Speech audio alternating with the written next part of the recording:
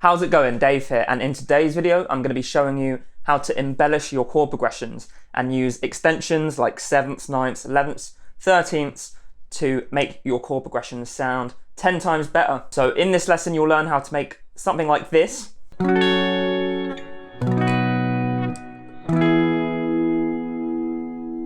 Sound like this.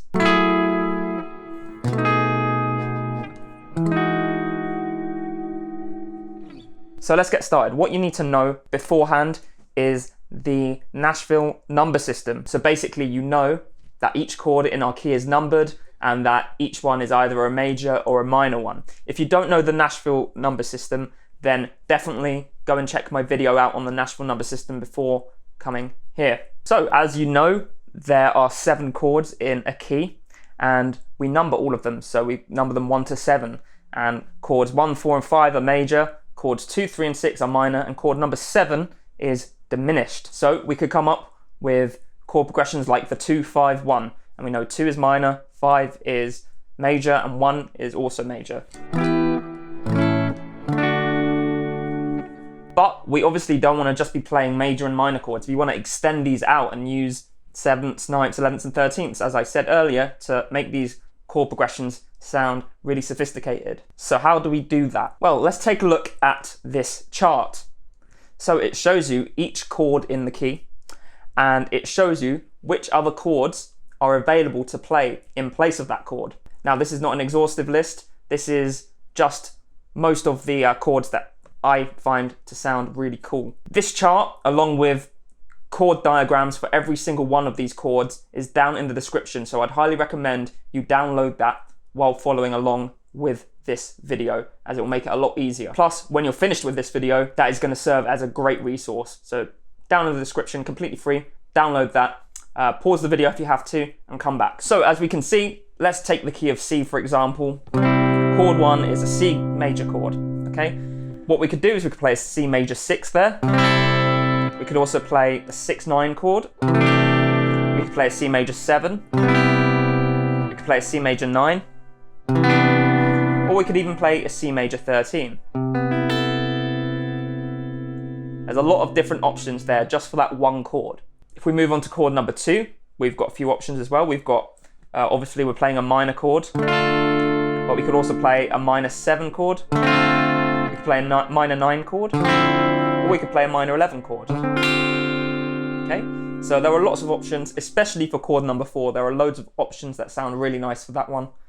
I'm not going to go over all of them now. I'm just going to show you how we can apply this to a chord progression. So let's take something like a 2-5-1 to start off with, okay? So let's play a 2-5-1 in the key of E. So that's going to be F sharp minor, B, and then E. Okay, so for all of the chord progressions in this video, I am literally making up the embellishments on the spot, so you can see how effective this is. So for chord number 2, let's choose, we've got minor 7, we've got minor 9, we've got minor 11. I'm going to choose a minor 11 chord. Okay, so we're playing an F sharp minor 11 chord there. And then for chord number 5, we could either play a dominant 7, dominant 9, dominant 11, dominant 13. I'm going to choose a dominant 11 chord, I think. So let's see how that sounds. Cool. And then for chord 1, we're playing a major chord, but we could play a major 6, a major 7, a major 9, a major 13, major 6, 9. I'm going to choose a major 9 chord, I think. So let's hear how that sounds.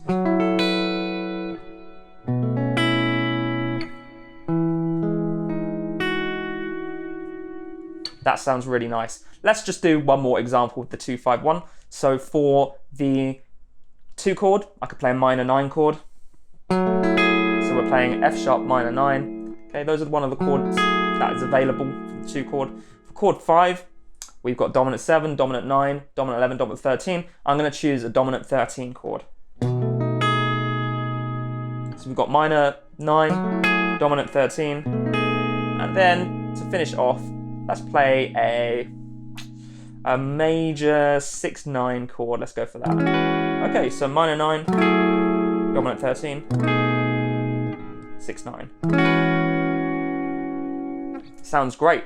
Now, the reason I'm able to do this on the spot is because I memorized every single one of these chords available for each particular degree or chord in our scale. And you can do this with just a little bit of practice. It's not that hard, I promise.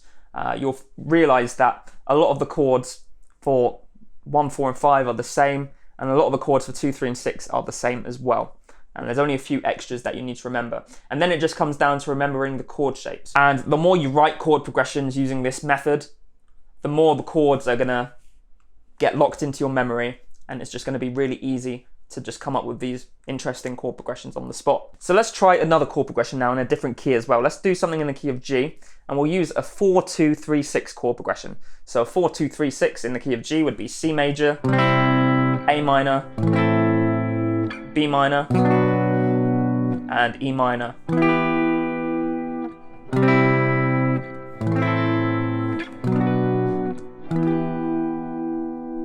So let's see what we can come up with for that. So chord number 4, one chord that I really like to use is the 6, 9, sharp 11. So let's do a C, 6, 9, sharp 11. Now chord 4 is one with the most options. I really like this sound. Chord number 2. Chord number 2 is a minor chord, and we've got the options of minor 7, minor 9, or minor 11. I'm going to choose a minor 11 chord, I think. Let's have lots of 11s here.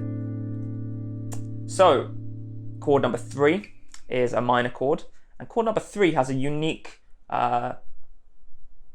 minor add flat 9 chord to it. So chord 3 is the only chord where you can do that. So I'm going to do that. Okay, so far we've got C, 6, 9, sharp 11. We've got A minor 11, sorry. Then we've got B minor add flat 9. And then let's do an E minor 11 as well. Let's keep to the 11 theme. All right, so let's hear how the chord progression sounds.